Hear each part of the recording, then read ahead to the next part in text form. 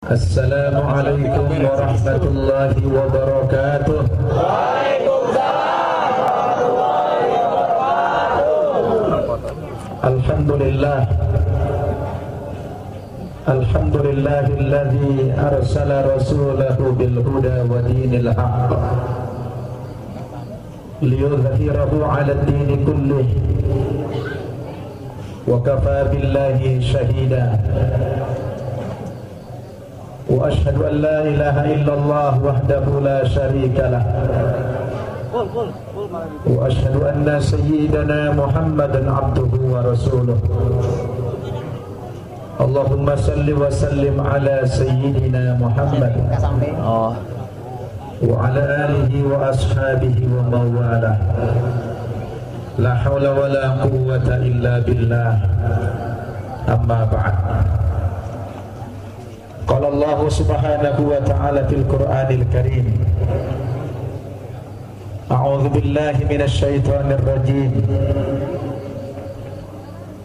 Laqad manna Allahu 'alal mu'minina idz ba'atha fihim rasulan min anfusihim yatlu 'alaihim ayatihi wa yuzakkihim wa yu'allimuhumul kitaba wal hikmah wa in kanu min qablu lafi dhalalin mubin. Wa qala an-nabiy sallallahu alaihi wasallam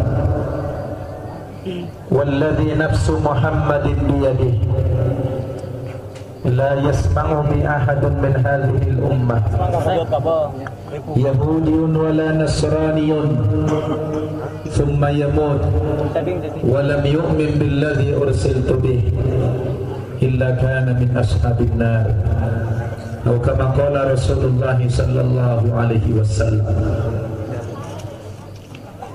Yang saya hormati Bapak Camat Kecamatan Cirengas beserta seluruh jajaran Muspika, yang saya hormati Bapak Kapolsek beserta seluruh aparat keamanan, Bapak Pemramil maupun yang mewakilinya, Bapak Kepala Desa beserta seluruh perangkat desa yang saya hormati, para alim ulama, para kiai, para ajunan yang tidak dapat saya sebutkan namanya satu persatu, namun tidak mengurangi rasa hormat dan takzim saya.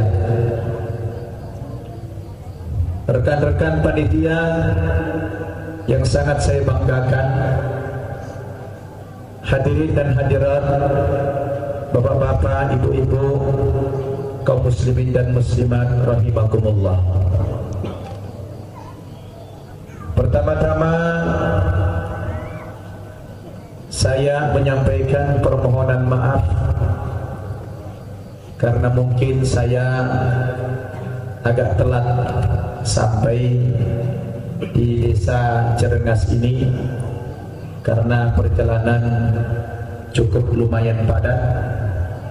Alhamdulillah tidak ada halangan dalam perjalanan, kurang lebih sekitar 7 jam dari Jakarta menuju ke Cirengas ini tanpa ada istirahat kecuali hanya istirahat sholat saja. Dan ini juga baru tiba langsung ceramah. Alhamdulillah, mudah-mudahan Allah berikan saya kekuatan. Amin. Amin.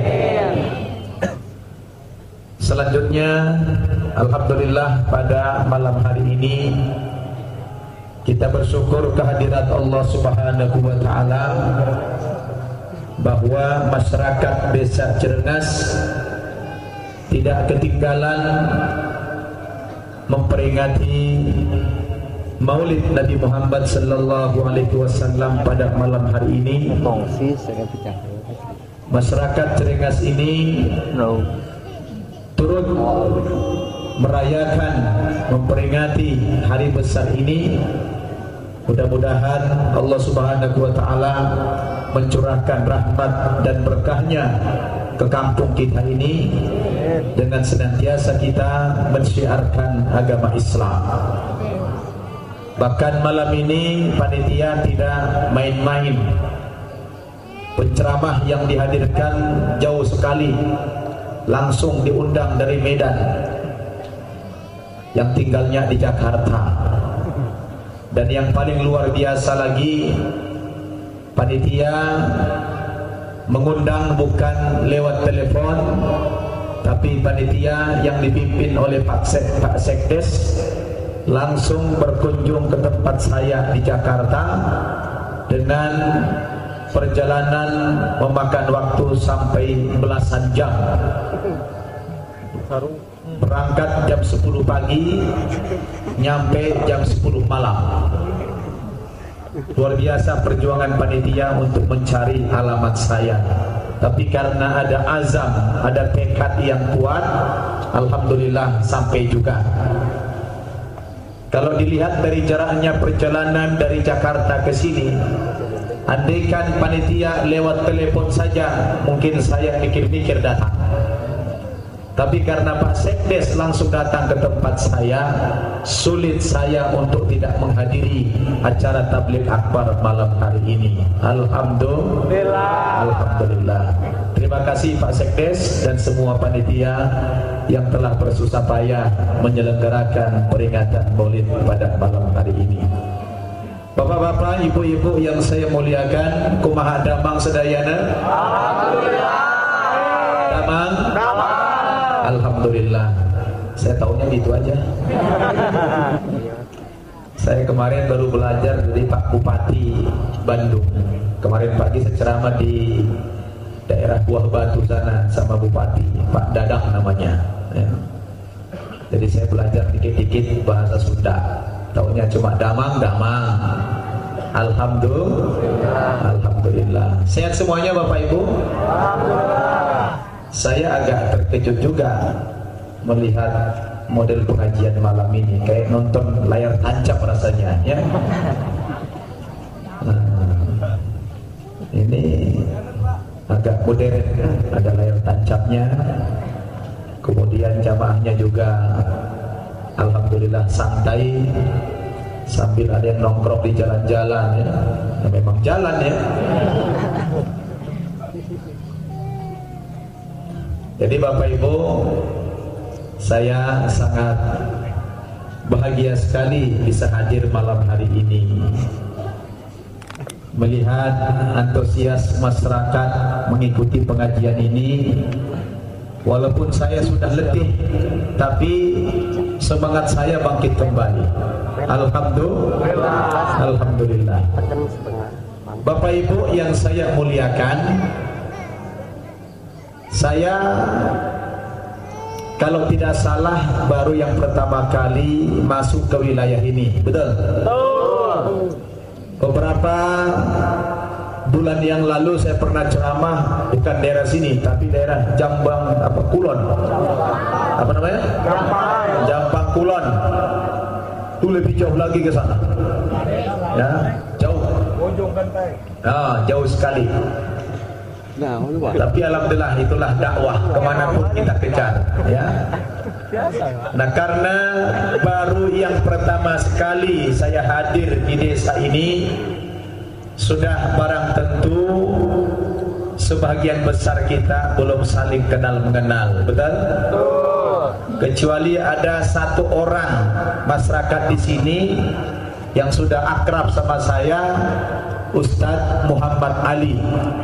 Ya, Muhammad Ali sudah beberapa kali mendengarkan ceramah saya di Jakarta karena beliau kerja di Bank Bukopin ya. Sebagian yang lain belum kenal. Maka untuk mengawali ceramah saya malam ini, ada baiknya saya memperkenalkan diri dulu. Setuju? Setuju. Mau memperkenalkan diri atau langsung ceramah saja? Perkenalkan diri dulu. Baik. Bapak Ibu yang saya muliakan, saya perkenalkan dulu nama lengkap saya, Syamsul Arifin Nababan. Siapa? Syamsul Arifin Nababan. Nama ini sebetulnya bukan nama asli saya. Kalau nama lahir saya dulu yang diberikan ayah saya kebetulan tanpa kompromi waktu itu dengan saya, diberi nama Bernard Nababan. Apa? Namanya agak keren ya. Saya kampungnya aslinya dari Toba. Pernah dengar Toba? Tahu Toba? Apa singkatan Toba? Toba itu singkatan dari tempat orang Batak asli. Horas, Pak. Namanya dapat tak palsu apa? KW.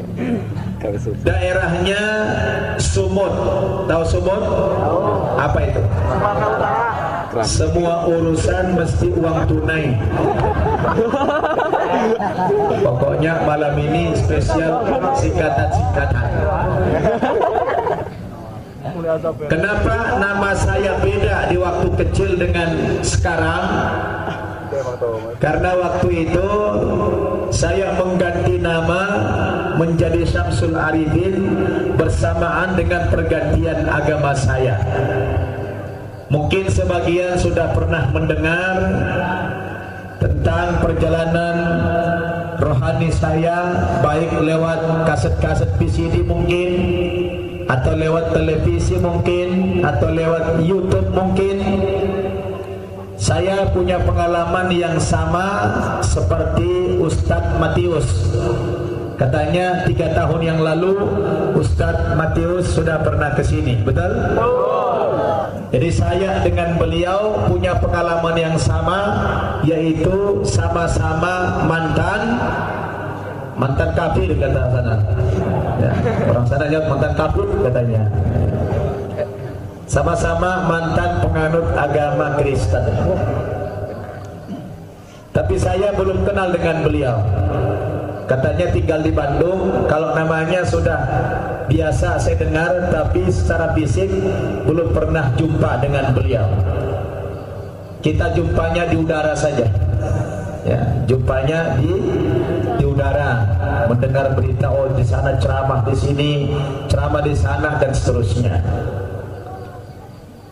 Saya tinggalnya di daerah Bintaro dekat Jakarta Selatan.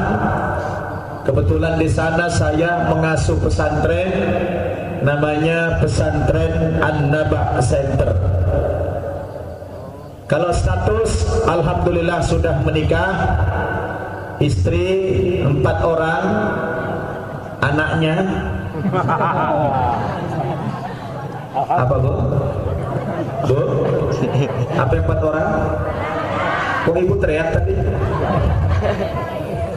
Makanya dengarin ceramah itu yang serius. Belum titik sudah dikomentari. Apanya 4 orang Bu? Anaknya. Ibu-ibu, saya selalu pembela kaum ibu nih. Di mana-mana saya ceramah menjadi pembela kaum ibu. Alhamdulillah. Saya selalu bilang sama suami ibu-ibu nih, gak boleh punya istri banyak, cukup satu. Maksudnya satu di Sukabumi, di Jakarta. Bu, ibu-ibu nih. Baik, mungkin itu ajalah sedikit ta'aruf dari saya. Kalau keluarga saya, kita ada 7 bersaudara, 3 sudah muslim, 4 orang lagi masih istiqomah di agama Kristen. Masih bertahan maksudnya ya. Tapi yang 4 orang ini pun saya sudah bertekad akan menghabisi mereka semuanya nanti ya. Kita habisi imannya, kita ajak masuk Islam. Baik, Bapak Ibu yang saya muliakan, itulah sedikit perkenalan dari saya supaya kita saling kenal, karena kita punya target. Apa tujuan kita dari saling kenal mengenal ini? Supaya kita bisa mewujudkan persaudaraan Islam atau ukhuwah Islamiyah. Karena sulit bagi kita mewujudkan persaudaraan Islam kalau sesama umat Islam tidak saling kenal. Betul? Baik, selanjutnya malam ini momentum kita memperingati Maulid Nabi. Betul? Memperingati Maulid Nabi. Masyarakat di sini berapa kali dalam satu tahun memperingati Maulid Nabi?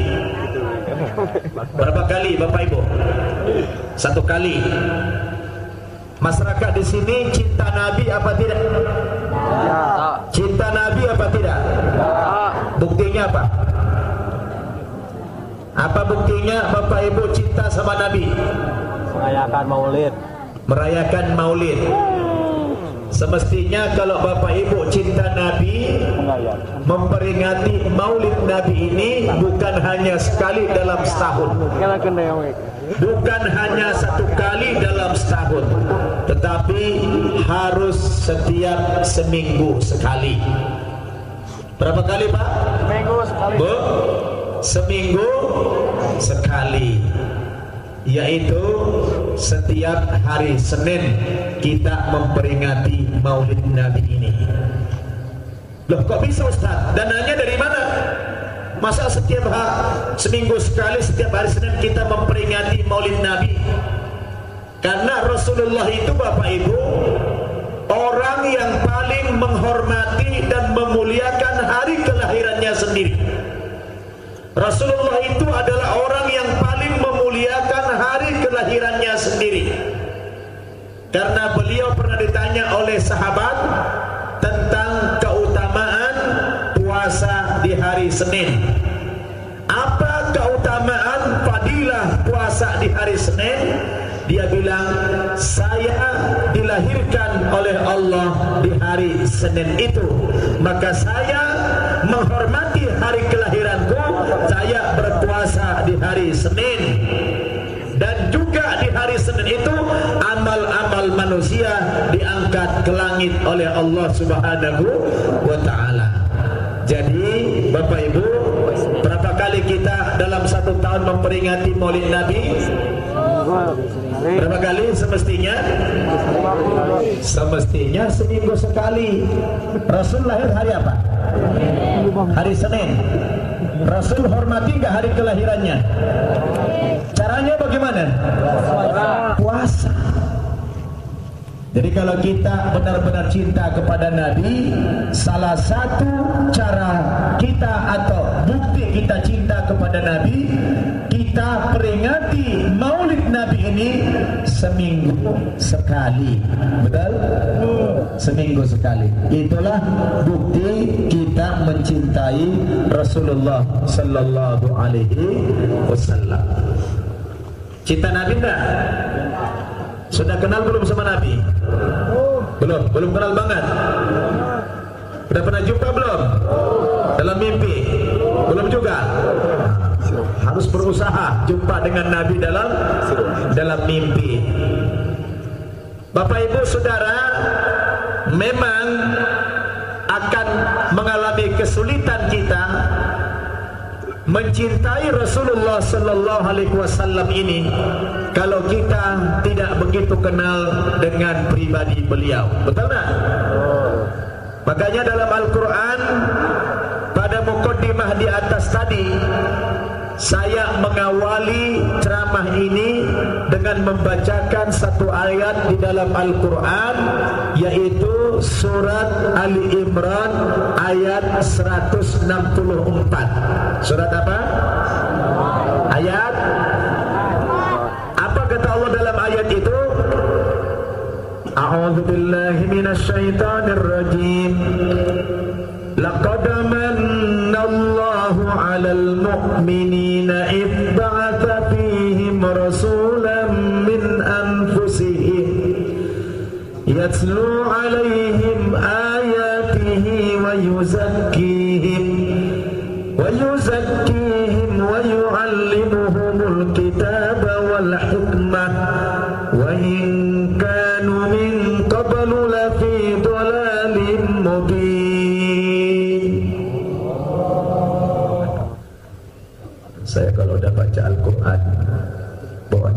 nangis saja. Sedih kalau baca Quran itu.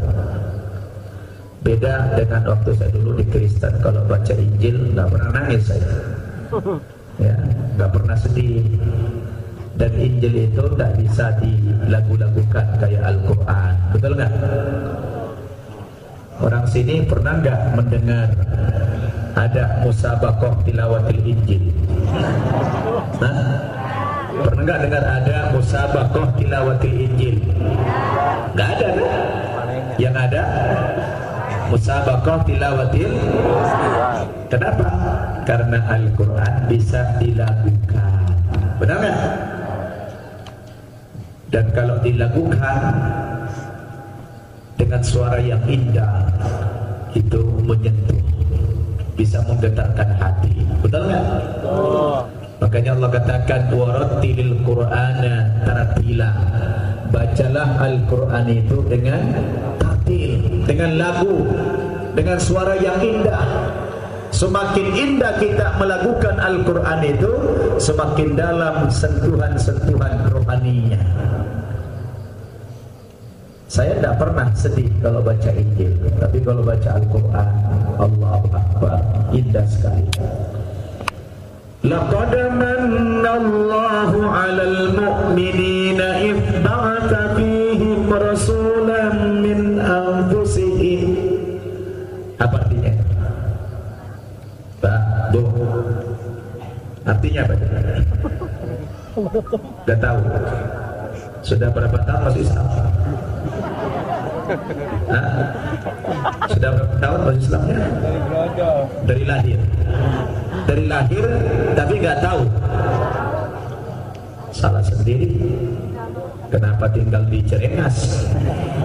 Coba kalau Bapak Ibu tinggal di Arab, pasti tahu artinya. Benar nggak? Laqad manallahu 'alal mu'minin. Sungguh merupakan karunia Allah yang terbesar atas orang-orang yang beriman. Ngertos? Apa itu ngertos?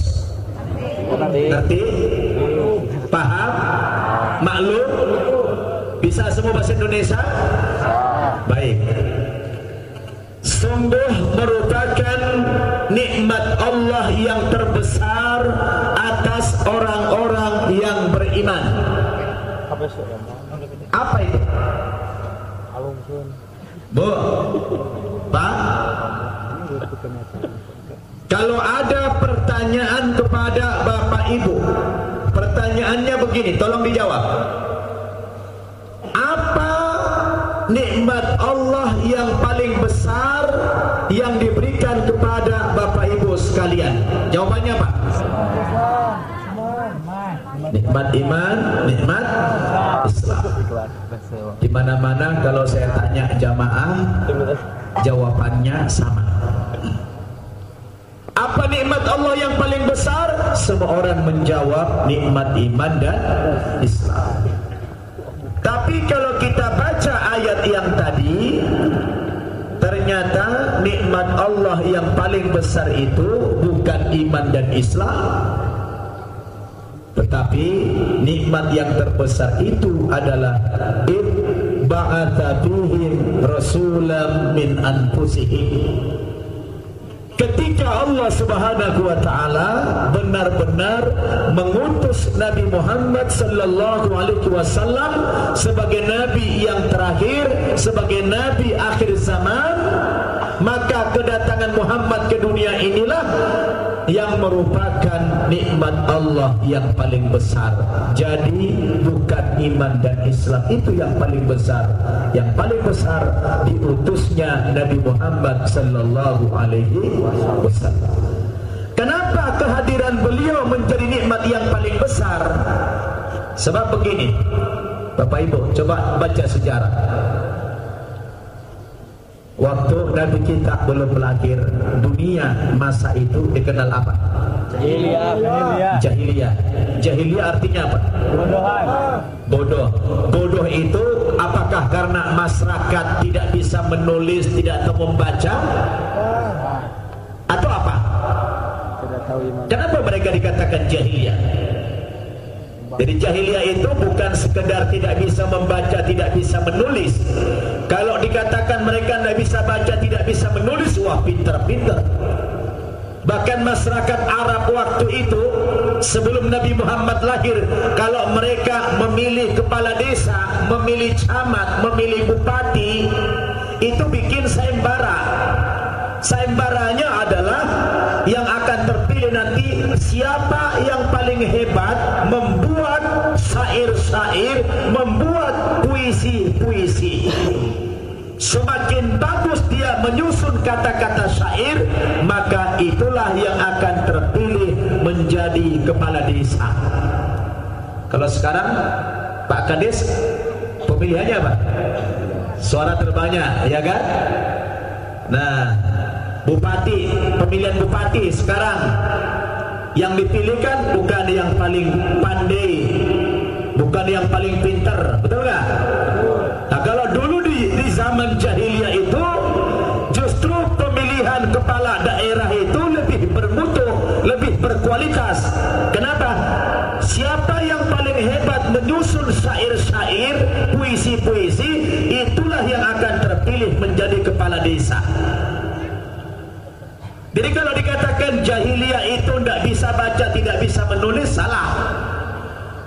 Makanya Allah memberikan Al-Quran, memberikan mukjizat kepada Nabi. Yang paling besar itu adalah berupa Al-Quran.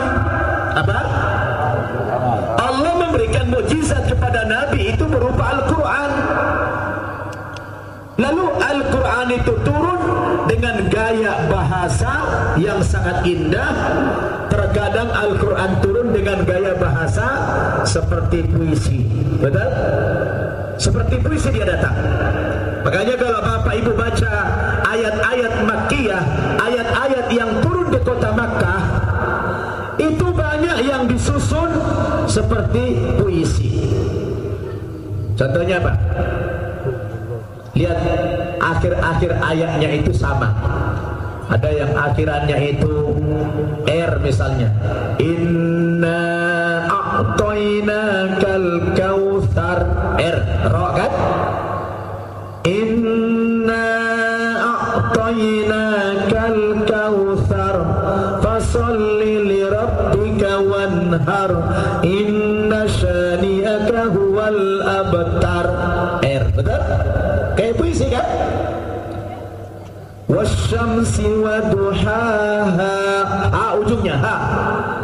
Wasyamsi wa duhaha wal qamari idza talaha wan nahari idza jallaha wal laili idza yaghshaha was samaa'i wa ma banaha wal ardi wa ma tuhaha wa nafsin wa ma sawaha فألهمها فجورها وتقواها قد أفلح من زكاها وقد خاب من دساها كذبت ثمود بطغواها إذ انبعث أشقاها فقال لهم رسول الله ناقة الله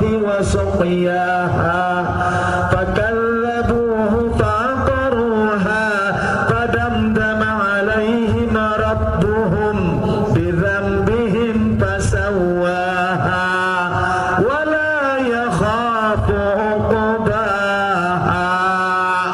Ujung ayatnya sama, betul nggak? Ar-Rahman 'allamal Qur'an khalaqal insan 'allamahul bayan. Betul? Tujuannya apa?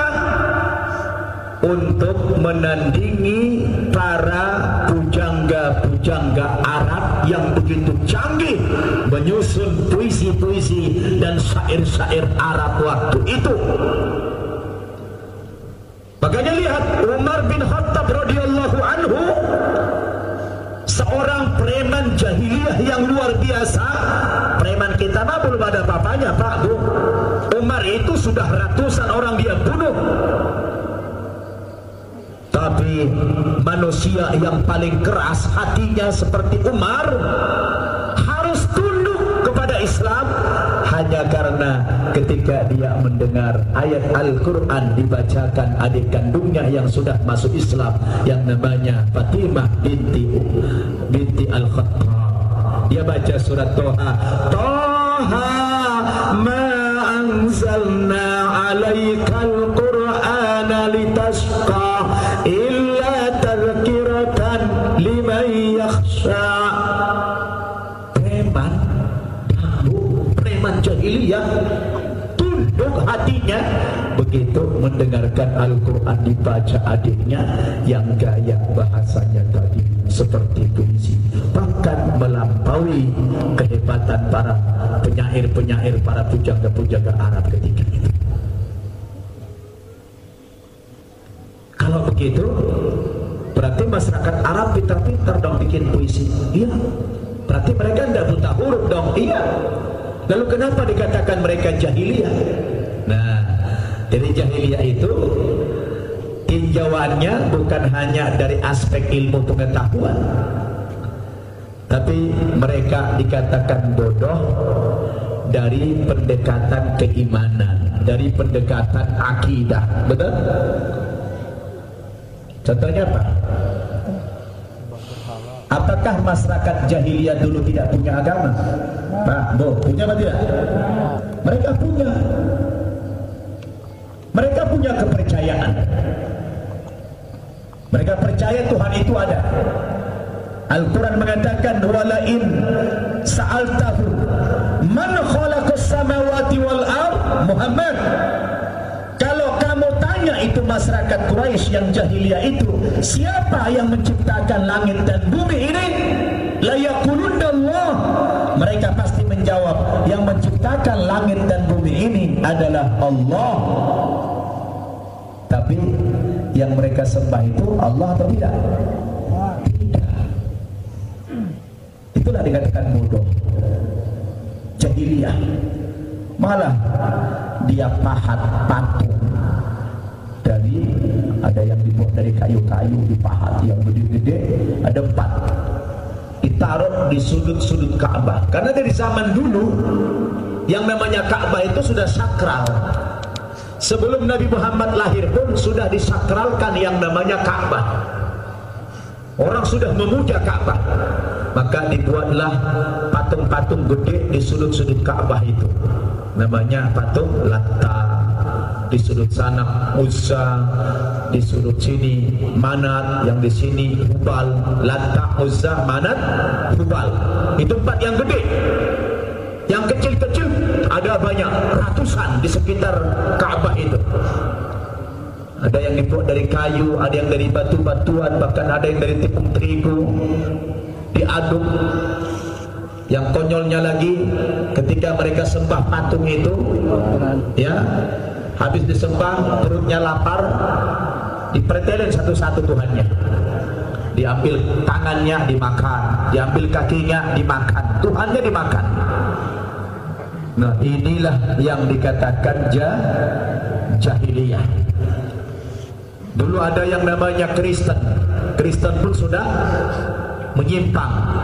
Mereka tidak kenal Tuhan. Tuhannya ada, tapi mereka sembah Yesus sebagai Tuhan. Jahiliyah juga. Ada orang Yahudi, sisa-sisa pengikut agama dari Nabi Musa. Yahudi juga sudah jahiliyah, karena Tuhan yang mereka sembah bukan Allah, tapi mereka menyembah yang namanya Uzair.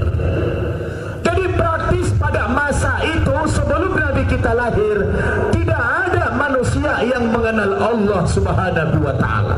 Kenapa? Karena agama sudah kabur. Agama Yahudi sudah menyimpang, agama Kristen sudah menyimpang, agama Majusi apalagi, agama Mitra apalagi, sehingga di zaman itu benar-benar manusia tidak ada yang menyembah Allah. Maka zaman itu disebut jahiliyah. Di tengah-tengah masyarakat dalam kondisi yang seperti itulah hadir Nabi kita Muhammad sallallahu alaihi wasallam. Maka Allah katakan tadi, laqad manallahu 'alal mu'minin idz ba'atsa fihim rasulan min anfusihim. Sungguh merupakan nikmat Allah yang paling besar atas orang-orang yang beriman, yaitu diutusnya Nabi Muhammad sallallahu alaihi wasallam. Dengan diutusnya beliau, maka dunia berubah. Apa Pak? Dunia menjadi berubah. Pertanyaan saya, seandainya Rasul sampai hari ini belum diutus oleh Allah, kira-kira Bapak Ibu bisa tak kita beriman kepada Allah? Bisa gak kita beriman kepada Islam? Mustahil. Kenapa? Karena kita akan lahir dari jahiliyah. Ayah ibu kita akan menjadi penyembah berhala. Tapi alhamdulillah, dengan diutusnya Nabi Muhammad sallallahu alaihi wasallam ke dunia ini, maka itulah yang menjadi nikmat karunia yang terbesar kepada kita, yang harus kita syukuri. Dengan beliau sudah diutus oleh Allah, akhirnya beliau mengenalkan kita kepada agama yang benar. Walladzi arsala rasulahu bil huda wa dinil haqq liyudhhirahu 'ala ad-dini kullih walau karihal musyrikun. Dialah Allah Subhanahu wa taala yang telah mengutus Nabi Muhammad dengan membawa petunjuk berupa Al-Qur'an wa dinil haqq, dan agama yang benar yaitu al-Islam, liyudhhirahu 'ala ad-dini kullih, supaya dengan agama Islam yang dibawa Nabi Muhammad itu dimenangkan terhadap seluruh agama-agama yang lain, apapun nama agama itu, walau karihal musyrikun, meskipun orang-orang musyrik itu membencinya. Pak, Bu, kita ini bisa berislam, bisa beriman, efek akibat dari Nabi sudah diutus. Ucapkan apa? Alhamdulillah. Bersyukur gak Bapak Ibu? Apalagi saya, bukan main syukurnya saya, bukan main bangganya saya, bisa menjadi penganut agama Islam, bisa menjadi pengikut Nabi Muhammad. Padahal dulu Pak Bu, sebelum saya masuk Islam, ya Allah, dosa-dosa saya kepada Nabi ini besarnya bukan main. Ya, besarnya bukan main. Saya dulu hobi mengejek Nabi Muhammad, suka menghina Nabi Muhammad, bermacam-macam tuduhan-tuduhan yang negatif, yang bentuknya penghinaan kepada Nabi yang saya lakukan dulu. Kalau ingat dosa dulu Pak Bu, maunya menjerit saya. Kenapa hal itu kita lakukan? Karena kita belum kenal kepada sosok Nabi Muhammad itu. Betul? Untunglah Nabi memberikan garansi, Pak, Bu. Untunglah Nabi memberikan garansi. Sebanyak apapun dosa kita di masa yang lalu, kalau di saat itu kita masih jahiliyah, kita masih bodoh, belum beriman, kita masih kafir, lalu kita bersyahadat, asyhadu an la ilaha illallah wa asyhadu anna Muhammadar Rasulullah, mengakui Allah sebagai Tuhan kita, Nabi Muhammad sebagai Rasul kita, Islam itu sebagai agama kita, maka Nabi memberikan jaminan, kata beliau, al-Islamu yahdimu makana qablah. Islam itu menghapus dosa-dosa yang sebelumnya. Alhamdulillah. Itulah yang membuat saya jadi bangga. Bagaimanapun banyaknya dosa saya dulu di waktu masih kafir itu, dengan mengucapkan 2 kalimat syahadat, maka dosa yang dulu itu sudah gugur. Al-Islamu yahdimu makana qablah. Islam itu menghapus dosa yang sebelumnya. Jadi enak sekali jadi mu'allaf itu Pak Bu. Enak gak jadi mu'allaf? Bapak Ibu pengen dihapus juga? Enggak. Pengen dihapus juga? Loh, kok gak pengen? Gak pengen dihapus? Coba caranya jangan cara yang salah. Oh, enak banget ya jadi mualaf. Kalau begitu saya keluar aja dulu sebentar 2 hari 3 hari keluar dulu, nanti hari ketiga balik ke Islam lagi supaya jadi mualaf lagi seperti Nababan ini. Salah. Itu mah bukan dihapus dosanya, dihapus pahalanya itu. Kalau orang Islam yang dari lahir pengen dihapus dosanya, kalau sudah terlanjur bikin dosa, caranya bukan murtad dulu baru balik lagi seperti mualaf itu. Nah, ya caranya taubat, betul? Nah, kalau sudah taubat, kata Nabi apa? Orang yang taubat dari dosa seperti orang yang tidak punya dosa, kata Rasulullah kan? At-taibu minad dzambi, orang yang taubat dari dosa kaman la dzambalah, sama seperti orang yang tidak punya dosa, kata Nabi. Jadi kalau orang sudah taubat dari dosa-dosanya, maka dianggap seperti orang yang tidak punya dosa. Begitu cara penebusan kita. Jadi jangan murtad. Karena kalau murtad itu bahaya. Kata Allah dalam surat Al-Baqarah apa? Wa may yartadid minkum an dinihi fayamut wa huwa kafir. Barang siapa yang murtad dari agama Islam kemudian dia matinya mati kafir. Di sini ada nggak orang murtad? Hati-hati Pak, Bu. Jangan sampai murtad. Sebab sekarang ini misionaris itu lagi gentayangan. Tahu misionaris? Hah? Pernah dengar misionaris? Nah, apa itu misionaris? Orang tokoh-tokoh Kristen yang pengen orang Islam yang memurtadkan orang Islam. Sebab dalam kitab sucinya, tapi jangan ngomong-ngomong ya, ini rahasia. Soalnya pernah mantan di sana ya, ngomong-ngomong.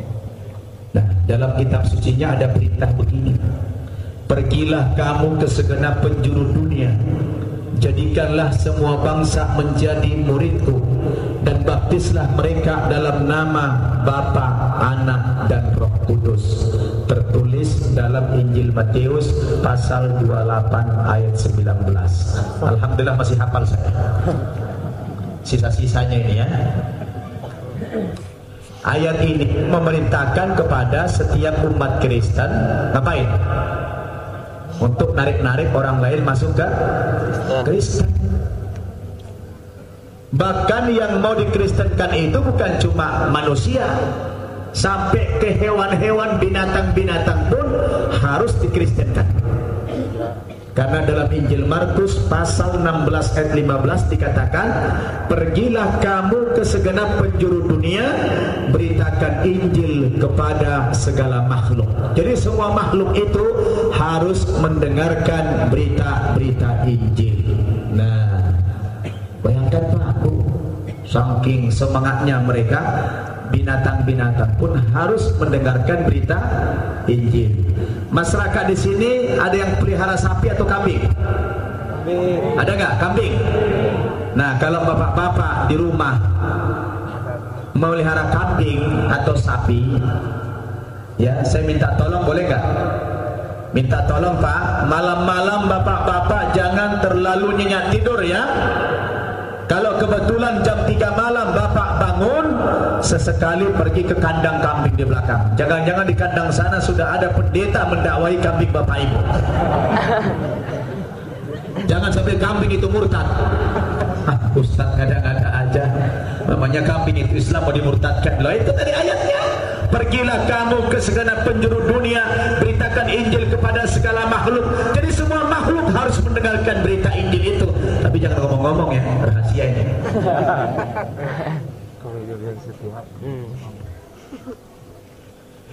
Makanya mereka semangat. Dan saya dulu kebetulan pernah ikut 3 tahun dalam pergerakan itu. Nah, rahasianya 3 tahun. Nah, kalau saya datang ke kampung-kampung dulu menjalankan tugas itu, kita ada yang ditendek. bawa beras, bawa indomie, bawa obat-obatan, bagi-bagi beasiswa. Memang harus begitu caranya. Sebab kalau mereka datang ke rumah kampung-kampung orang Islam hanya datang ceramah, membawa Injil, saya percaya tidak akan ada orang yang tertarik masuk agama lain, betul? Tapi dengan dia bawa-bawa sesuatu, wah, orang yang awam, orang yang bodoh, orang yang miskin bisa tertarik nih bagi-bagi materi, betul? Nah, itu bedanya dengan orang Islam. Saya setelah menjadi ustadz nih, jadi penceramah, alhamdulillah saya tidak pernah bawa apa-apa ke masyarakat. Kenapa? Kita pede aja, pede. Dengan kita ceramah Al-Quran, hadis, pede kita. Karena agama yang kita dakwahkan ini adalah agama yang benar, betul nggak? Kita percaya diri, kita yakin. Dengan kita membawa dakwah yang seperti ini tanpa bawa tentengan, alhamdulillah orang akan bisa menerima dakwah Islam itu, betul? Jadi saya beda dulu dengan sekarang. Kalau sekarang modal saya cuma 2 saja pergi ceramah, lead and load. Apa itu? Lidah dan ludah. Modalnya cuma lidah dan ludah aja. Kalau dulu kan bawa tentengan, pergi kampung-kampung bawa tentengan. Nah, kalau sekarang jadi ustadz saya, pulangnya yang bawa tentengan. Itu bedanya kalau ustadz dengan pendeta, ya kan? Ya. Kalau pendeta datang bawa tentengan, kalau ustadz pulangnya bawa tentengan. Nah, itu bedanya, ya. Jadi Bapak Ibu yang saya muliakan, mereka ya punya semangat untuk melakukan misi itu. Maka jangan sampai ada di antara kita yang murtad. Kalau murtad, ya sudah. Wa may yartadid minkum an dinihi fayamut wa huwa kafir, kata Allah. Siapa yang murtad dari Islam kemudian dia mati, matinya mati apa? Kafir. Mati kafir. Kalau sudah mati kafir, apa akibatnya? Faulaika habitat a'maluhum fid dunya wal akhirah. Semua amal-amal ibadah yang pernah dia kerjakan selama beragama Islam dulu dihapus sama Allah. Pahala salatnya terhapus, pahala hajinya terhapus, pahala umrohnya terhapus, semua pahala-pahala kebaikannya terhapus karena dia murtad. Betul? Wa ulaika ashabun nar. Kemudian nanti di akhirat dia dimasukkan ke mana? Ke neraka. Berapa lama mereka di neraka yang murtad ini? Kata Allah, hum fiha khalidun. Mereka kekal selama-lamanya. Na'udzubillah min dzalik. Jadi pelihara, jaga anak-anak kita jangan sampai ada yang murtad. Apalagi sekarang Pak, tekanan-tekanan Bu kepada Islam ini luar biasa. Saya dapat berita dari Amerika, ya, dapat berita dari Amerika. Beberapa hari yang lalu, kandidat presiden dari Partai Republik di Amerika, namanya Donald Trump, bikin pernyataan, apabila saya terpilih menjadi presiden Amerika, maka pintu gerbang Amerika itu tertutup bagi orang yang beragama Islam. Dan orang yang sudah ada di dalam Amerika itu sekarang berada dalam tekanan-tekanan mental yang luar biasa. Banyak sudah orang yang sudah pakai jilbab sekarang ini Pak Bu, yang sudah pakai jilbab terpaksa dia melepaskan jilbabnya karena takut dapat tekanan. Saya kebetulan setiap tahun rutin dakwah ke Amerika itu. Maka nanti bulan tanggal 1 Maret ini saya berangkat lagi ke Amerika. Dalam kondisi sekarang Muslim di sana tertekan. Berdoa kita mudah-mudahan Donald Trump ini tidak terpilih menjadi presiden. Amin. Mudah-mudahan nanti istrinya Bill Clinton, namanya Hillary Clinton dari Partai Demokrat, dia yang terpilih jadi presiden sehingga syiar Islam di sana hidup lagi. Amin. Kenapa? Karena sekarang ini Pak Bu, di Amerika itu sekarang memang kebangkitan Islam luar biasa. Hampir setiap hari orang masuk agama Islam ini. Allahu Akbar. Hampir setiap hari orang masuk agama Islam. Maka Yahudi yang namanya Donald Trump ini takut betul melihat gejolak Islam yang begitu hebat. Khawatir dia karena diprediksi bisa dalam waktu 50 tahun ke depan, kalau dicegah kebangkitan Islam ini, bisa-bisa nanti 50 tahun ke depan Amerika itu didominasi oleh kaum muslimin. Betul? Bahkan 4 hari yang lalu saya dapat kiriman WhatsApp dari Inggris, dari London. Saya masih simpan di sini sekarang. Saya masih bawa sekarang ini WhatsApp-nya, masih saya simpan. Saya dapat kiriman WhatsApp dari sana, dari London, tanggal 4 Januari kemarin. Berapa hari itu? Sekarang tanggal berapa? 11, berarti seminggu yang lalu. 4 hari, tanggal 4 Januari yang lalu, pemerintah kerajaan Inggris, saya ulangi, pemerintah kerajaan Inggris membuat sebuah pernyataan dan membuat iklan-iklan di bis-bis kota, di busway,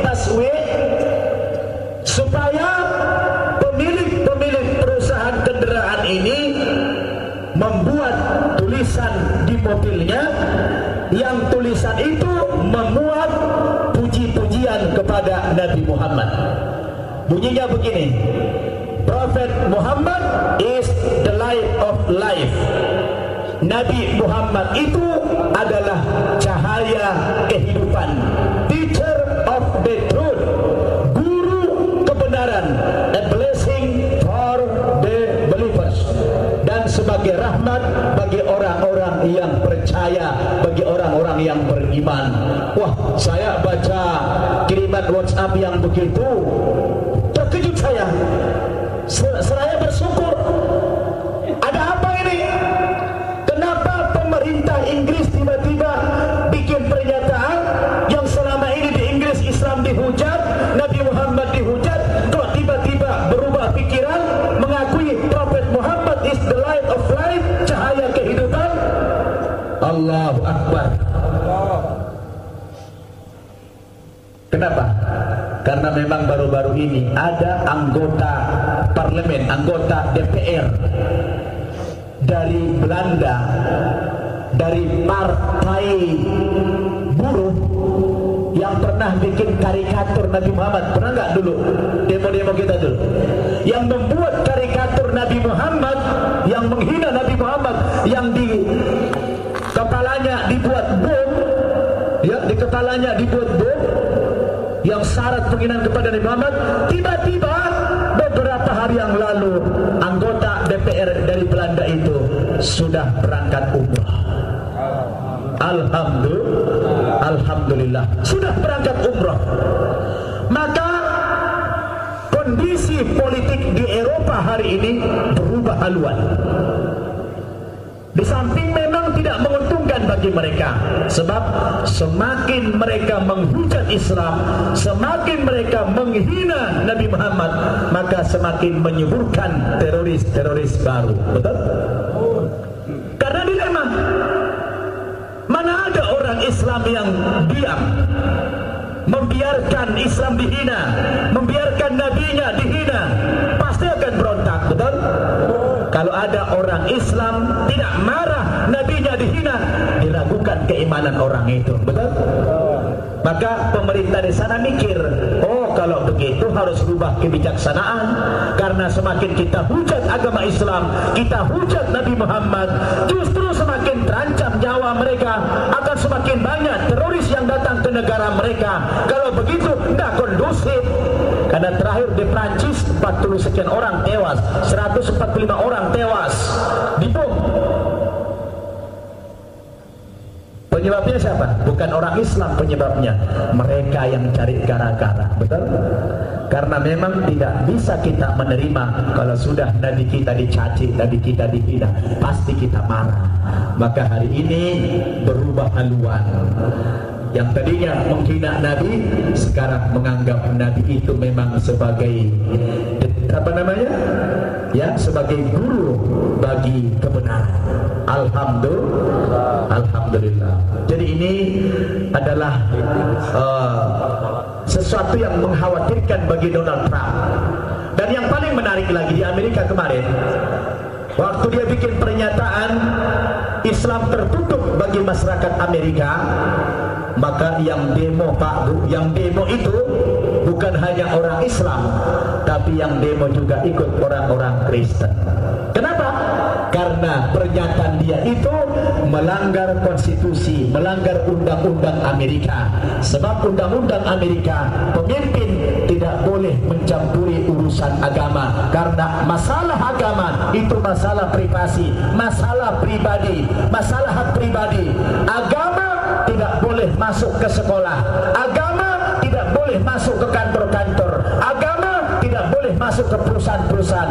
Jadi agama itu hanya masalah pribadi saja. Jadi Pak Bu, kalau ke Amerika, nggak pernah Bapak akan jumpai ada pelajaran agama di TK, ada pelajaran agama di SD, di SMP, di perguruan tinggi. Nggak ada pelajaran agama. Apakah itu agama Kristen, apakah itu agama Islam, tidak ada. Kenapa? Karena negara Amerika itu negara yang liberal, negara yang bebas. Dan hari ini kita lihat, ya, saya tadinya pengen menayangkan gambar-gambar bagaimana kebangkitan Islam di Eropa, bagaimana kebangkitan Islam di Amerika, di dunia Barat. Ya, saya sudah bawa alatnya, tapi sini nggak ada ini ya. Tidak kondusif karena penataannya tidak satu arah. Saya ingin tunjukkan sebetulnya bagaimana kebangkitan Islam. Itu yang namanya gereja Pak Bu, yang namanya gereja itu sudah dijualin. Apa? Gereja sudah pada dijualin. Ada gereja yang berubah menjadi diskotik, ada gereja yang berubah menjadi bar, ada gereja yang berubah menjadi masjid. Itu saya fotoin semuanya. Saya ingin tunjukkan kepada masyarakat Indonesia bahwa di Amerika Islam bangkit. Takbir, Allahu Akbar. Dan ini adalah sesuatu yang membanggakan kita semua. Betul? Pak Bu, ada hal yang membuat saya terharu. Kalau saya numpang sholat Jumat begitu, sholat Jumat, jarang saya menemukan sholat Jumat itu satu ronde.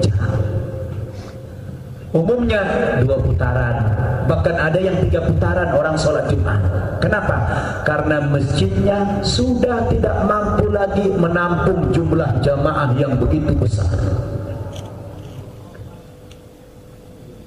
Alhamdulillah, bukan karena masjidnya sedikit, masjidnya sudah banyak, tapi jumlah orang yang sholat lebih banyak lagi. Bahkan yang paling mengharukan Pak, kebetulan saya kalau ke Amerika itu nginapnya bukan di hotel, nginap di rumah-rumah penduduk.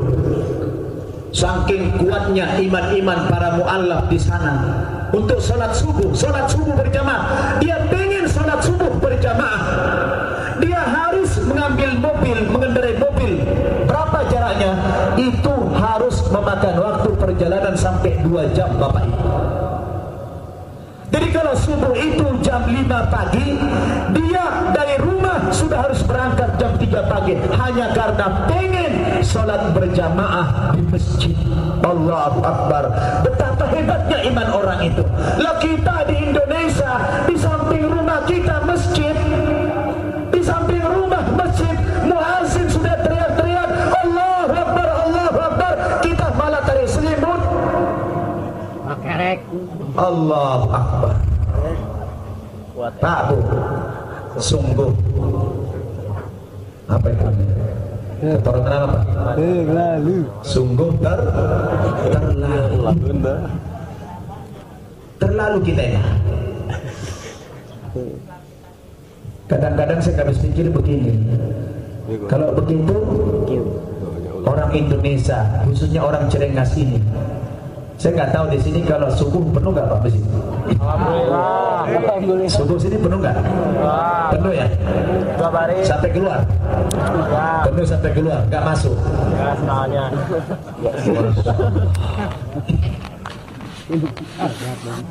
Pak Bu bisa bayangkan perjalanan 2 jam.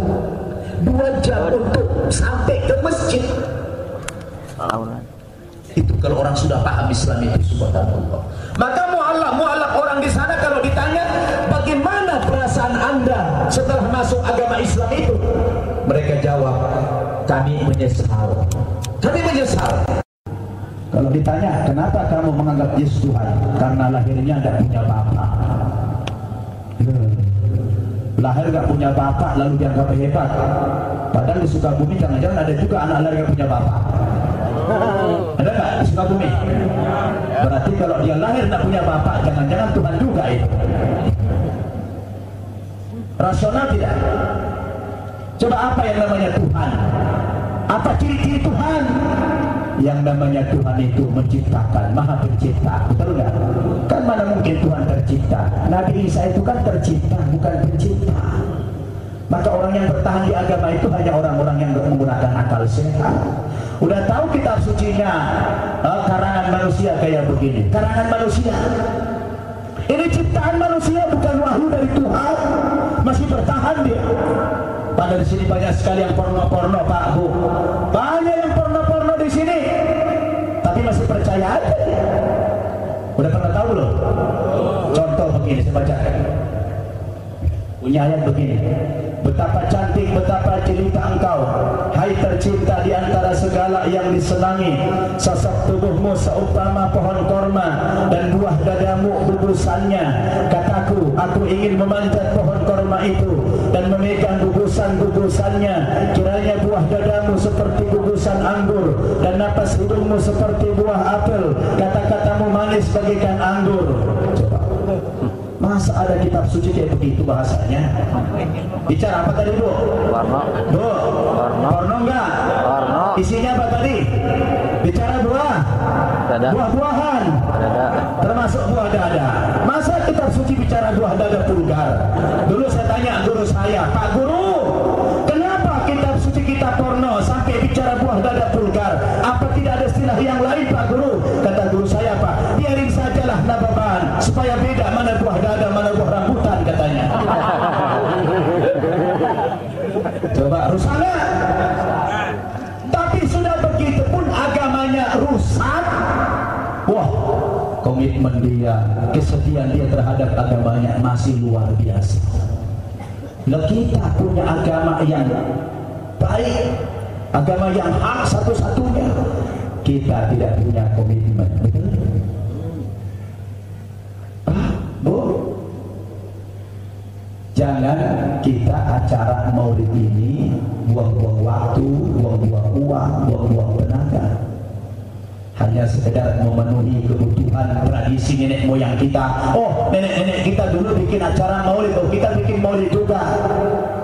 Ini jangan dijadikan tontonan, jangan dijadikan tradisi. Tapi momentum yang seperti ini adalah momentum kita mendapatkan taujih, mendapatkan nasihat, mendapatkan ilmu, mendapatkan informasi, mendapatkan wawasan untuk kita jadikan acuan pedoman dalam kehidupan kita. Betul? Yang kalau kita sudah mendengar alladzina yastami'una al-qaul wa yattabi'una ahsana, begitu kita mendengarkan ayat-ayat Allah, kita ikuti, kita bilang sami'na wa ata'na, aku dengar dan aku taati. Tapi di kampung lain, di kampung lain banyak orang, Pak Bu, bukan sami'na wa ata'na, tapi dia bilang sami'na wa pikir-pikirna, sami'na wa antar-antarna. Jadi kalau Ustaz nyuruh jangan lagi melanggar aturan Islam ini, sami'na wa pikir-pikirna. Sampai kapan kita akan bangkit? Sampai kapan kita akan berubah? Sampai kapan kita akan maju? Sampai kapan kita mendapatkan ridho Allah? Kalau cara beragama kita hanya seremonial saja, betul? Nih anak-anak muda nih, anak muda harus menjadi kebanggaan Islam. Anak muda harus bangkit. Pak Bu, coba di Amerika saja, negara kafir, yang namanya anak muda baru boleh merokok itu kalau belum umur 21 tahun itu tidak boleh. Kalau belum 21 tahun umurnya itu ditangkap langsung. Tidak boleh merokok, tidak boleh beli merokok, tidak boleh. Bahkan di sana amat jarang orang yang merokok. Saya, Pak, ada kawan saya, melihat kawan saya di rumah sakit, Bu. Saya pergi ke rumah sakit gede di Los Angeles, melihat saudara kawan sakit. Begitu sampai di rumah sakit itu, heran saya. Rumah sakit begitu gede kok gak ada orangnya. Sepi banget. Baru rumah sakit gede, sepi banget. Mungkin gak ada 10 orang pasien yang nginap, tidak ada, sepi banget. Heran saya. Kenapa Pak? Sepi. Berarti gak ada orang sakit. Benar gak? Gak ada orang sakit berarti sehat. Coba Bapak Ibu pergi ke rumah sakit di Indonesia ini, di mana saja, Sukabumi di mana? Perlu nggak? Puskesmas penuh, rumah sakit penuh, yang nginap sampai emper-emper. Kenapa? Penyakitan semua, bengeklah, yang inilah, yang itulah. Kenapa? Karena kita tidak mengamalkan ajaran Islam. Nabi itu Pak, Allahu Akbar, makan. Dia makan sesudah lapar. Yang sumber daya alamnya sekaya Indonesia, tidak jumpa saya, kata orang bule. Kalau udah keliling dunia, dia tidak jumpa negara yang kekayaan alamnya seperti Indonesia, tidak jumpa dia. Lalu saya ingin menimpali, kalau Anda mengatakan tidak melihat negara di dunia sekaya Indonesia alamnya, maka saya pun akan berkata tidak melihat pula di dunia ada masyarakat yang semiskin Indonesia. Negaranya alamnya kaya, masyarakatnya miskin. Pak Bu, Afrika itu banyak orang miskin, tapi orang Afrika itu kalau dikasih zakat dia tolak itu zakat, dikasih zakat ditolak semua, padahal miskin. Paham agama kita Pak, jangankan dikasih, Quran aja dikorupsi.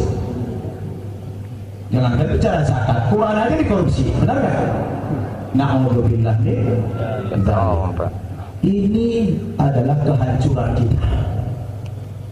Kehancuran kita luar biasa. Makanya negeri kalau sudah tidak tunduk dengan aturan Allah, dicabut keberkahannya. Diprototin sama dia dari luar. Begitu salam, assalamualaikum, dia lanjutlah berlari pagi, lanjut.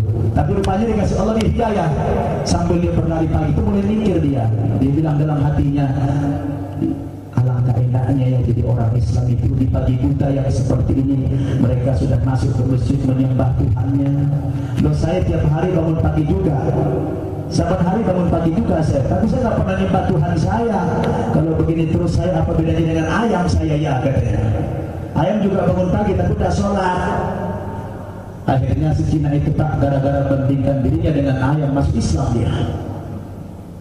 Ini orang kalau sudah mau dikasih hidayah Pak, pakai akal dia cepat.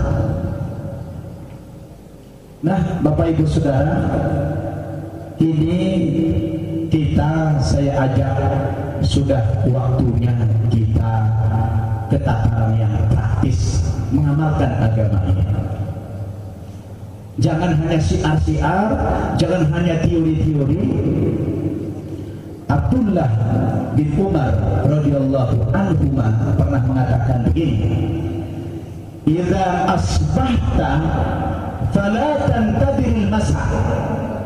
Kalau kamu berada di waktu pagi hari, ada cita-cita, ada niat untuk beramal, jangan tunda amal itu sampai nanti sore. Wa idza amsayta fala tantadiri shalah. Kalau Anda berada di waktu sore atau malam yang seperti ini, dapat nasihat, dapat wejangan, dapat tauhid, kemudian punya niat untuk beramal, jangan tunda-tunda amal itu sampai besok pagi lagi. Ya kalau kita hidup, kalau mati Inilah kalimat penutup dari saya. Mudah-mudahan ini manfaat kepada kita. Dan mulai besok, mari Masjid Al-Falah ini kita makmurkan, kita awali dengan sholat subuh berjamaah. Ini adalah bukti peringatan Maulid malam ini berhasil. Terima kasih atas segala perhatiannya, terutama kepada para panitia, kepada para muhsinin yang telah mengorbankan hartanya untuk perjuangan dakwah pada malam hari ini. Insya Allah ini semua akan menambah beratnya timbangan kita di hari akhirat nanti, karena Allah mengatakan, "Faman fakulat mawazinuhu bahwa fi isyatir radiyah." Barang siapa yang timbangan amalnya di akhirat nanti berat, maka dia dimasukkan ke dalam surganya Allah. Tapi apabila wa amma man khaffat mawazinuhu fa ummuhu hawiyah, barang siapa yang ringan timbangan amalnya nanti di hari akhirat, maka tempat orang itu di neraka hawiyah kata Allah. Mudah-mudahan ini menambah beratnya timbangan amal para muslimin semua. Mohon maaf apabila ada kekurangan dan kesalahan. Billahi taufiq wal hidayah. Wassalamualaikum warahmatullahi wabarakatuh.